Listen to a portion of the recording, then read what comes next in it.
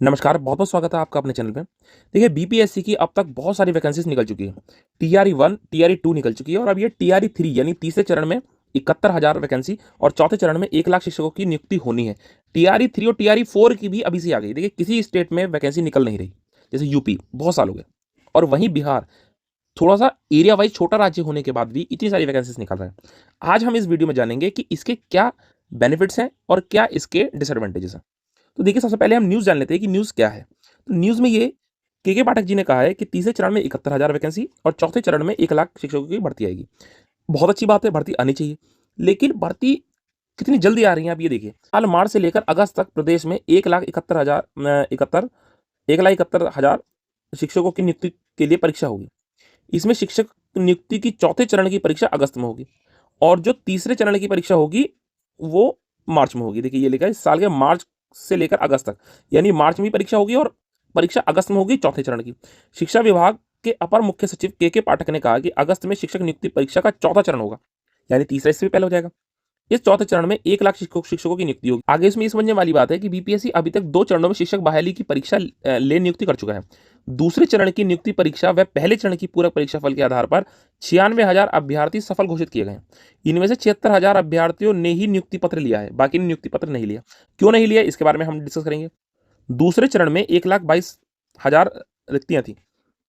अगर 1,22,000 रिक्तियों में नियुक्ति पत्र लेने वाले 76,000 की संख्या घटा दी जाए तो 46,000 पदों के खाली रहने की संभावना है। नियुक्ति परीक्षा के दोनों चरणों में 25,000 नियोजित शिक्षक भी सफल हुए, यानी इतने 25,000 और खाली पद हुए तो 46,000 और 25,000 को जोड़ने से कुल खाली पदों की संख्या 71,000 है। यानी कि गवर्नमेंट वैकेंसी देना चाह रही है और वैकेंसी ले नहीं रहे हैं स्टूडेंट, मतलब पोस्ट ले नहीं रहे हैं, ज्वाइन नहीं कर रहे हैं स्टूडेंट। अब इन सब चीज़ों में प्रॉब्लम क्या है बीच में, अब इसमें दिक्कत क्या है? देखिए दिक्कत जो है वो इसी आपको न्यूज़ में मिल जाएगी। देखिए के पाठक ने कहा कि आपको ग्रामीण इलाकों के स्कूल में ही पढ़ाना है। इस बात को समझ लीजिए तभी बीपीएससी का फॉर्म भरिएगा। सरकार ने इसके लिए 1,000 करोड़ रुपए स्वीकृत किए हैं। इस राशि को मार्च तक खर्च करना है। अभी देखिए स्कूलों में मतलब कि बेंच वगैरह इंफ्रास्ट्रक्चर वो ये शुरू कर रहे हैं। तो यहाँ समझने वाली बात ये है कि एक तो ग्रामीण इलाकों के स्कूल में ही पढ़ाना है, ये बात क्लियरली कह दी गई। इसका मतलब ट्रांसफर या तो होगा नहीं या होगा तो बहुत ही मुश्किल से होगा। ग्रामीण इलाकों में ही पर ही पढ़ाना है। ये सब चीज़ें देखकर और क्योंकि इतने सारे स्टूडेंट ने जॉइनिंग लेटर इसलिए नहीं लिया है क्योंकि इसमें बहुत सारे स्टूडेंट ऐसे हैं जिन्होंने आउट ऑफ द बिहार, जो बिहार के बाहर के थे, उन्होंने फॉर्म भर दिया और अब वो अपना स्टेट छोड़कर स्पेशली बिहार में आना नहीं चाह रहे क्योंकि एक तो उन्हें बिहार में जाना है। और देखिए हर एक स्टेट के अंदर दो टाइप के एरिया हैं। एक तो कोई भी स्टेट है, जैसे कि ना यूपी है मान लीजिए, तो यूपी में भी कुछ ग्रामीण इलाके हैं। तो ग्रामीण कोई अगर शहर का व्यक्ति है वही ग्रामीण इलाकों में यूपी के ही ग्रामीण इलाकों में जाना नहीं चाहेगा।